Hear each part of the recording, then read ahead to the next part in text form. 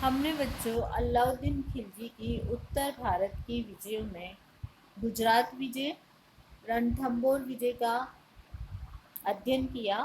अब हम चित्तौड़ विजय के बारे में विस्तार से चर्चा करेंगे। चित्तौड़ की जो विजय थी वो 1302 से 1303 के मध्य हुई और इसके विषय में अमीर खुसरो से जानकारी प्राप्त होती है। अब हम देखेंगे कि चित्तौड़ पर आक्रमण करने के प्रमुख कारण क्या थे। तो सबसे पहला जो कारण माना जाता है महत्वाकांक्षी सुल्तान। हमने पहले भी पढ़े कि वो उत्तर भारत को फतेह करना चाहता था। दूसरा कारण माना जाता है चित्तौड़ का दुर्ग राजस्थान के अत्यंत सुदृढ़ दुर्गों में से एक माना जाता था। अतः अलाउद्दीन इस दुर्ग को जीतकर राजपूतों पर अपनी सैनिक शक्ति की धाक जमाना चाहता था। तीसरा कारण जो माना जाता है चित्तौड़ का दुर्ग सामरिक और भौगोलिक दृष्टि से महत्वपूर्ण था। दिल्ली से मालवा, गुजरात, दक्षिण भारत जाने वाला मुख्य मार्ग इस प्रदेश से होकर गुजरता था। चित्तौड़ के शासक रतन सिंह की अत्यंत रूपवती रानी पद्मावती को प्राप्त करने के लिए उसने इस पर आक्रमण किया। इसको भी एक महत्वपूर्ण कारण के रूप में कुछ इतिहासकार मानते हैं और कुछ इतिहासकार इसे गौण कारण मानते हैं। लेकिन उपयुक्त कारणों से प्रेरित होकर अलाउद्दीन खिलजी ने 1303 में एक विशाल सेना को लेकर इस पर आक्रमण किया। दुर्ग को घेरा गया। शासक रतन सिंह ने वीरतापूर्वक मुकाबला किया। जब विजय की आशा न रही तो रानी पद्मावती वो अन्य सैकड़ों महिलाओं ने जौहर किया। रतन सिंह वो हजारों राजपूत वीर गति को प्राप्त हुए।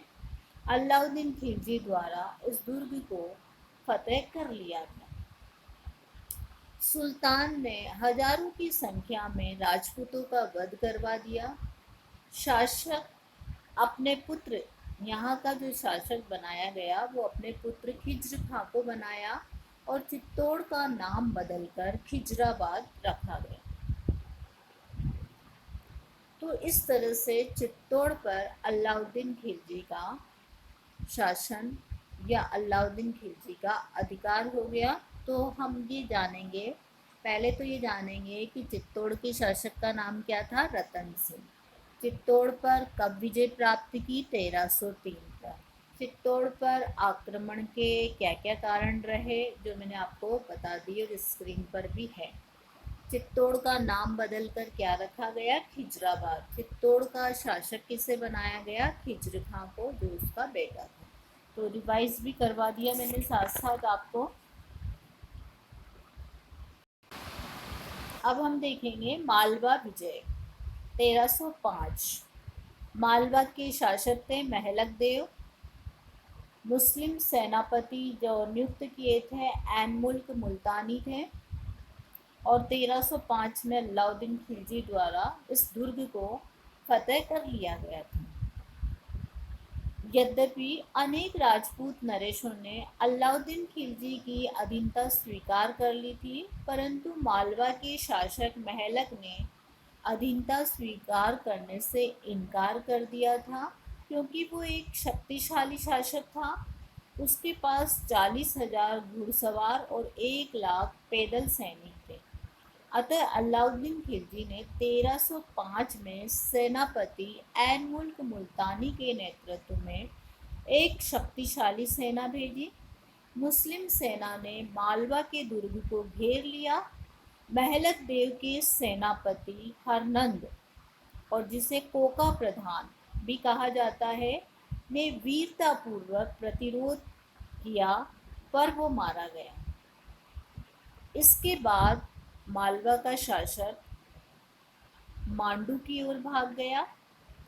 एन मुल्क ने मांडू के दुर्ग को भी घेर लिया और एक विश्वासघाती की सहायता से सेना ने दुर्ग में प्रवेश कर महलक देव पर आक्रमण किया। वह लड़ता हुआ मारा गया और मांडू के दुर्ग पर अलाउद्दीन का अधिकार हो गया। अलाउद्दीन ने मुस्लिम सेनापति ऐन मुल्क मुल्तानी को मालवा का सूबेदार नियुक्त कर दिया। तो बच्चों, इस वाला जो मालवा विजय है उसमें आपको ये याद रखना है, मालवा का शासक कौन था? महलक देव।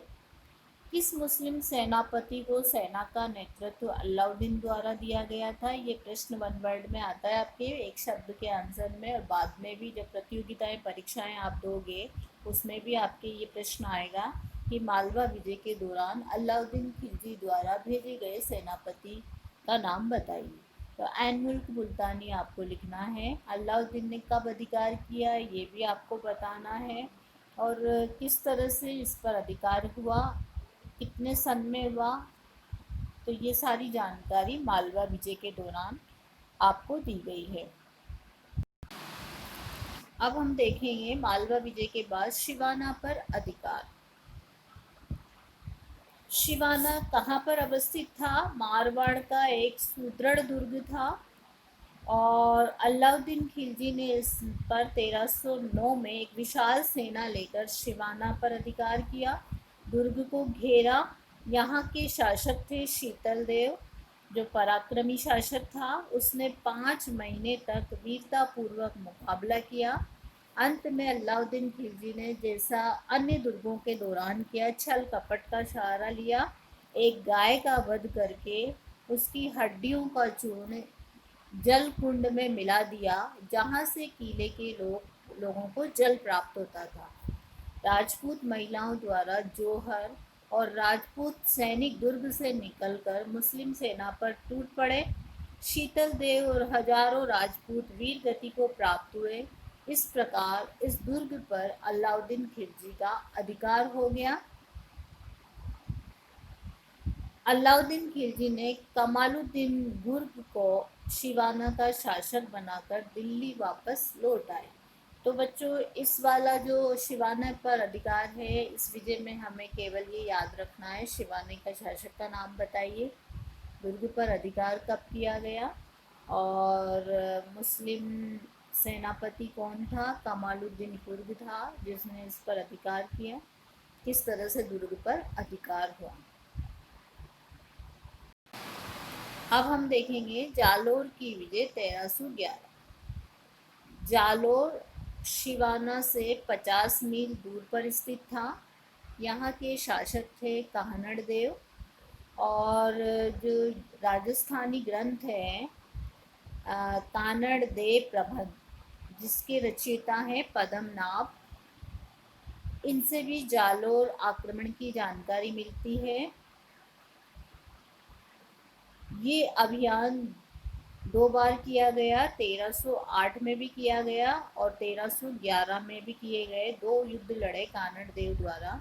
कानड़ देव ने मुस्लिम सेना को अनेक मुठभेड़ों में पराजित किया। अलाउद्दीन ने कमालुद्दीन गुर्ग के नेतृत्व में सेना भेजी। कानड़ देव ने वीरतापूर्वक प्रतिरोध किया, परंतु अंत में पराजित हुआ। कानड़ देव और उसका पुत्र वीरम देव तथा हजारों राजपूत लड़ते हुए वीर गति को प्राप्त हुए। 1311 में जालोर पर अलाउद्दीन खिलजी का अधिकार हो गया। इस प्रकार हम देखते हैं कि राजपूताना के सभी प्रमुख रियासतें जैसलमेर, रणथंभौर, चित्तौड़, शिवाना, जालोर, बूंदी, मंडोर, टोंक आदि पर सुल्तान का अधिकार हो गया, परंतु राजपूताना की विजय अल्पकालीन ही रही। स्वतंत्रता प्रेमी राजपूतों ने प्रतिरोध जारी रखा और धीरे धीरे रणथंभौर, चित्तौड़ और जालोर आदि स्वतंत्र हो गए। इस तरह बच्चों, हमने उत्तर भारत की विजय में विस्तार से देखा कि किस तरह अलाउद्दीन खिलजी द्वारा विशाल सेना प्लस छल बल के माध्यम से महत्वपूर्ण राजस्थान के महत्वपूर्ण दुर्गों पर अपना परचम फहराया गया।